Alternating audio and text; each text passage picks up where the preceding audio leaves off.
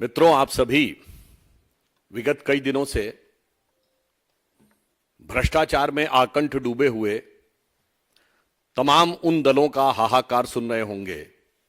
जिनमें से शायद कोई भी दल ये न बता पाए कि 2014 से पहले भी उनके खिलाफ कोई भ्रष्टाचार का केस नहीं था। ये सब हैं जो पिछले 20, 25, 30 वर्षों से कभी न कभी किसी न किसी रूप में भ्रष्टाचार में आबद्ध रह चुके हैं, एक पार्टी को छोड़ के, क्योंकि वो तो 2013 से पहले थी नहीं। तो नई नवेली पार्टी से लेके पुरानी धुरानी पार्टी तक ये सारे के सारे मौसेरे भाई आपस में मिलकर अपने अपने परिवार को बचाने और भ्रष्टाचार को छुपाने के लिए जनता के बीच में निरंतर भ्रम फैलाने का प्रयास कर रहे हैं। विगत कई महीनों से कभी किसी मुद्दे का सहारा लेकर, कभी किसी मुद्दे का सहारा लेकर वो ऐसा शोर शराबा बनाना चाहते हैं जिसमें सच को या तो दबाया जा सके या झुठलाया जा सके। परंतु जो जो भिन्न भिन्न स्तरों पर जांच की प्रक्रियाएं आगे बढ़ रही हैं और भिन्न भिन्न जगहों पर मीडिया के माध्यम से पब्लिक डोमेन में जानकारियां आ रही हैं, तो उसके साथ उन लोगों के ये सारे दावे खोखले साबित होते जा रहे हैं और भ्रष्टाचार का कठोर यथार्थ जनता के सामने आ रहा है। इसी शोर शराबे में कई बार दिल्ली को शराब में डुबो देने वाले लोग बच के निकलने का प्रयास कर रहे हैं, मगर हम विषय को डाइवर्ट नहीं होने देना चाहते, इसलिए हम उस विषय के ऊपर पुनः जनता का ध्यान आकृष्ट करना चाहते हैं, यानी उसका फोकस बना के रखना चाहते हैं। अब पिछले 1-2 दिन में जो जानकारियां आई हैं, जो पब्लिक डोमेन में आई हैं कि पूछताछ के दौरान स्वयं दिल्ली सरकार के पदों पर बैठे हुए लोग,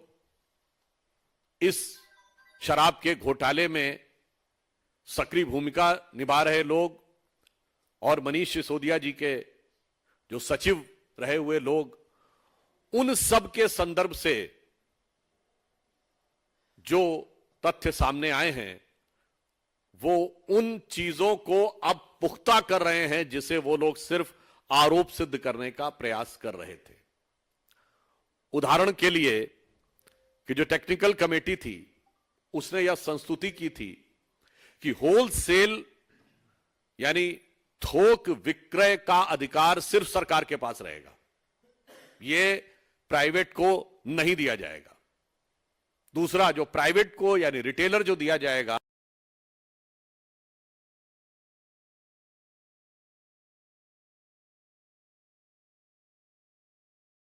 था तो वो प्रकारांतर से सरकार के ही राजस्व में बढ़ना था, परंतु ये तीनों निर्णय बदल दिए गए बगैर किसी वैधानिक प्रक्रिया के। और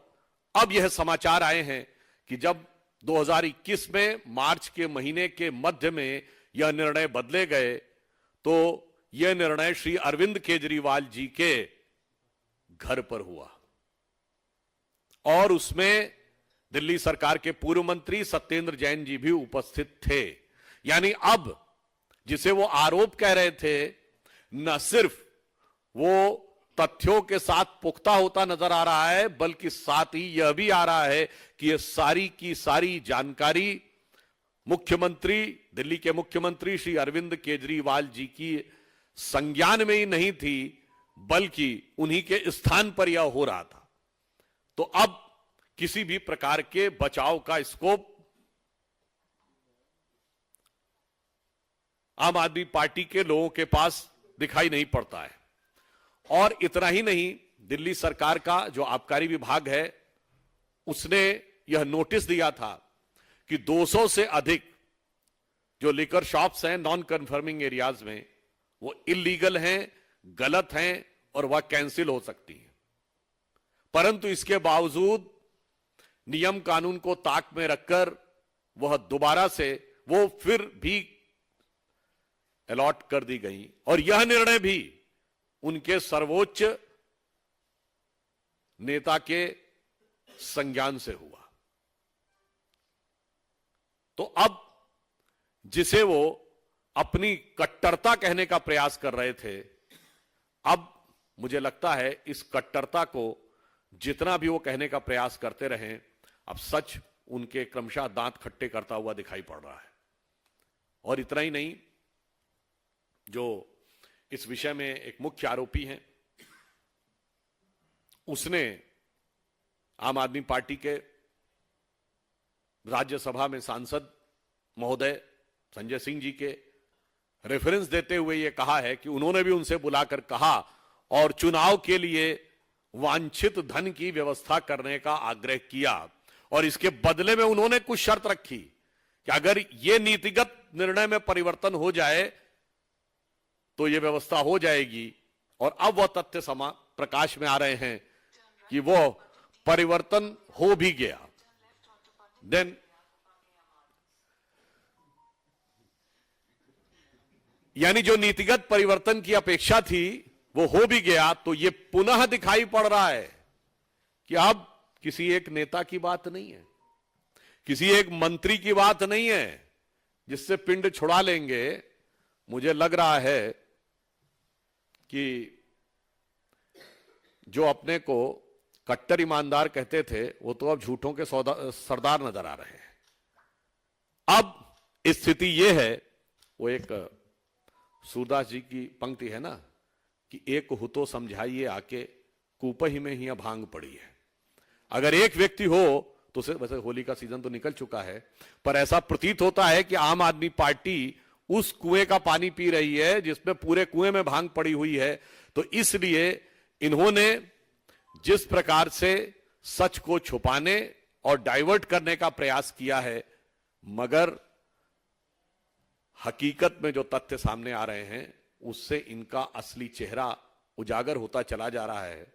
और मुखौटा उतरता चला जा रहा है। और मुझे ऐसा लगता है कि 10 वर्ष के इतने कम अंतराल में पूरे भारत की राजनीति में किसी भी राजनीतिक दल के